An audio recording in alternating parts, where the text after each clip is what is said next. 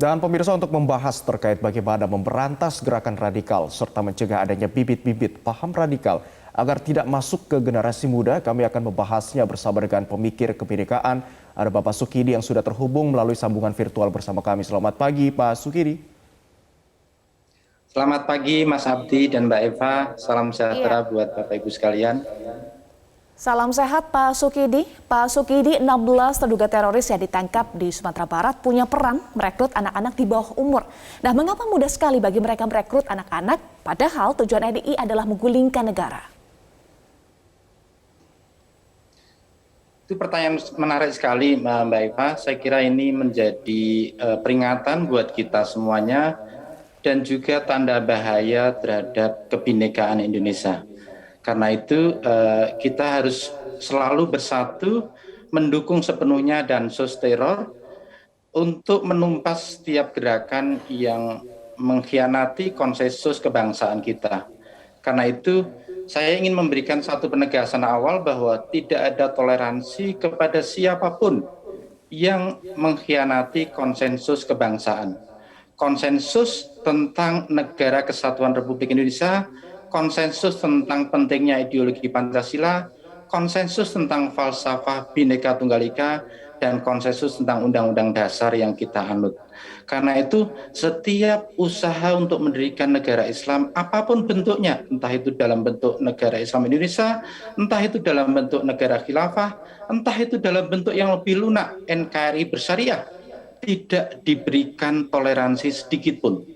Karena itu sudah melanggar konsensus yang menjadi kesepakatan kita dalam kehidupan berbangsa dan bernegara. Karena itu toleransi hanya diberikan kepada mereka yang tentu saja bersedia menerima 4 konsensus ini dan bersedia untuk hidup secara damai, secara harmonis, dan juga secara penuh respek.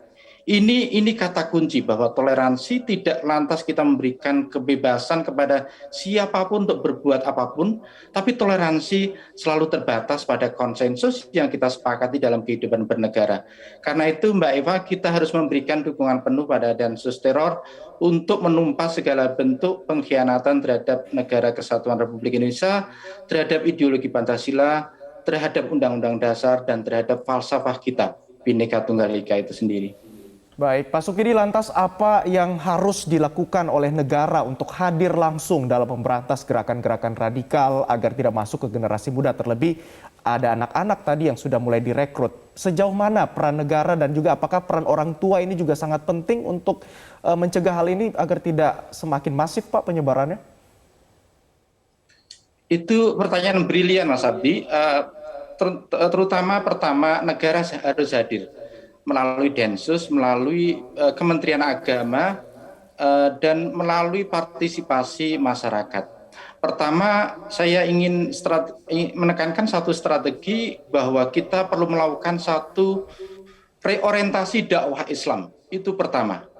Dan Kementerian Agama maupun MUI sudah menggalakkan satu program yang terkait dengan dai sertifikat. Dai yang menebarkan ajaran Islam yang harus menumbuhkan satu kecintaan pada tanah air, menumbuhkan satu kebinekaan, menumbuhkan satu kesepakatan untuk selalu taat pada konstitusi.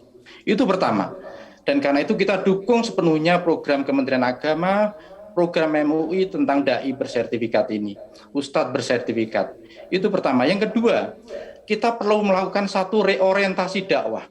Dakwah yang melulu diorientasikan pada jihad misalnya, itu perlu dirubah. Karena jihad yang terbesar bukan jihad dalam perang, tapi jihad yang terbesar adalah jihad melawan diri kalian sendiri, melawan nafsu yang bersemayam dalam diri kita. Dan saya kira umat Islam selain perlu melakukan reorientasi dakwah, juga dakwah harus ditumbuhkan dalam bentuk kecintaan pada tanah air. Ini tugas dai, ini tugas daiyat, ini tugas MUI, tugas Kementerian Agama, tugas NU Muhammadiyah untuk melakukan satu gerakan baru, gerakan dakwah yang memberikan satu visi pada kecintaan pada tanah air. Karena cinta tanah air itulah yang ditunjukkan oleh pendiri bangsa. Dengan perang melawan penjajah, dengan menunjukkan satu kecintaan yang sepenuhnya dengan darah dan perjuangan untuk akhirnya meraih kemerdekaan.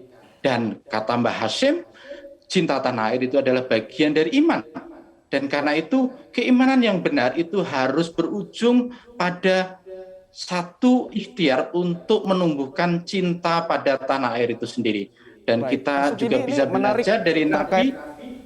terkait dengan dakwah ini, Pak Sukidi, bagaimana caranya, ciri-cirinya membedakan dakwah-dakwah yang tidak berkedok begitu, yang ada menuju ke paham radikal, karena ada beberapa sekali banyak dakwah-dakwah yang akhirnya berujung ke paham radikal. Seperti apa membedakannya, Pak? Pembedaan pertama tentu saja bahwa dakwah yang bersifat menghasut, yang penuh kebencian, yang memusuhi orang yang berbeda agama itu tidak dibenarkan. Dan itu adalah bagian yang tidak dibenarkan dalam Islam maupun dalam kehidupan berbangsa. Karena itu dakwah yang harus kita teladani adalah dakwah yang disampaikan dengan kata Quran bil hikmah, dengan satu kearifan dan kebijaksanaan. Bil mau'izatil hasanah, dengan nasihat yang baik, dengan tutur kata yang baik. Dan kalaupun ada perbedaan, wajadilhum billati ahsan, dan debatlah dengan argumentasi, dengan metode yang lebih baik. Itu pertama. Yang kedua tentu saja dakwah yang kemudian menumbuhkan satu permusuhan kepada sesama, dakwah yang menimbulkan satu hoax, fitnah, itu bukan dakwah yang diajarkan Islam. Karena itu jangan pernah ikuti dakwah yang memicu perpecahan, dakwah yang menghasut untuk memusuhi agama lain, dakwah yang terus-terus untuk merongrong negara ini. Itu bukan dakwah dalam Islam. Karena itu dakwah yang kita ikuti adalah dakwah yang selalu menumbuhkan satu keteduhan kepada sesama, bukan hanya sesama umat Islam, tetapi sesama umat beragama, sesama warga negara. Dakwah yang benar adalah dakwah yang menimbulkan satu keteduhan, satu kenyamanan, satu keheningan, satu kerefleksi yang memberikan satu kenyamanan bagi setiap umat beragama. Dakwah Islam itulah dakwah yang bersifat rahmatan lil alamin, mercy for all, compassion, loving kindness. Itu yang selalu harus kita tumbuhkan. Satu kecintaan, satu belas kasih, satu rasa sayang kepada sesama. Bukan hanya sesama umat Islam, tapi sesama warga negara. Yang rahmatan lil alamin, Pak Sukidi, tetapi masalahnya saat ini BNPT juga sempat menyebut bahwa kampus di Indonesia tidak punya imunitas untuk paham radikal dan sangat rentan. Artinya sudah masuk ke institusi pendidikan. Jadi apa langkah konkret untuk mencegah paham radikal tidak merebak di institusi pendidikan?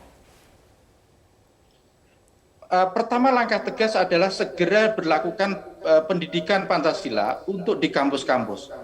Karena pendidikan Pancasila ini otomatis menerangkan satu nilai ketuhanan, nilai kemanusiaan, nilai persatuan, nilai kerakyatan, dan nilai keadilan sosial, agar ini terinternalisasi pada generasi muda, terutama di kampus-kampus dan terutama di kampus sekuler.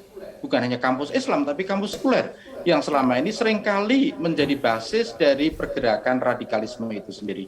Itu pertama. Yang kedua, ini menjadi tanggung jawab kita semua agar terus menebarkan dakwah Islam yang inklusif.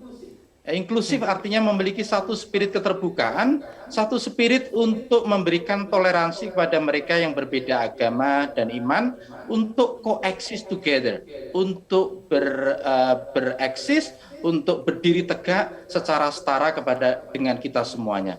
Karena itu kampus harus menjadi satu tempat di mana kita juga menyampaikan spirit keindonesiaan, ideologi Pancasila, dan sekaligus spirit agama-agama yang ramah kepada sesama.